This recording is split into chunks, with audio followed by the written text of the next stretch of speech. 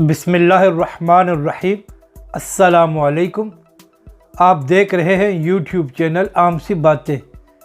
तहरीक लब्बैक की शानदार कामयाबी के बाद हुकूमत बौखलाहट का शिकार हो चुकी है और उन्होंने तहरीक लब्बैक के ख़िलाफ़ क्रैकडाउन भी किया है।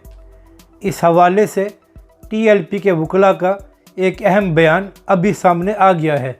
इस वीडियो में हम इसी के मुतालिक बात करेंगे, मगर वीडियो शुरू करने से पहले अगर आपने अभी तक हमारे इस चैनल को सब्सक्राइब नहीं किया तो सब्सक्राइब कर लें, और अगर आपको ये वीडियो अच्छी लगे तो इसे लाइक और शेयर ज़रूर करें।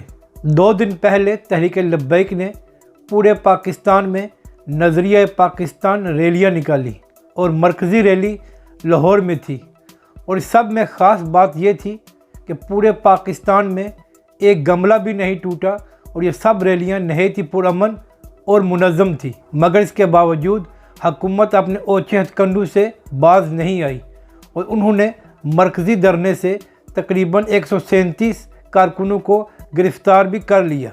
अब इसी के मुतल्लिक़ तहरीक लब्बैक के वकला का एक बयान सामने आया है और उन्होंने कहा है कि जो मरकज़ी रैली से 137 लोग गिरफ़्तार किए गए थे उनकी ज़मानतें जमा करा दी गई हैं और जुमे तक इंशाअल्लाह वो सब आज़ाद हो जाएंगे। तो इसके अलावा भी जो कारकुनान गिरफ़्तार हैं हमें उनकी तफसीलात दी जाए ताकि उनकी रिहाई के लिए भी इंतज़ामात किए जाएँ।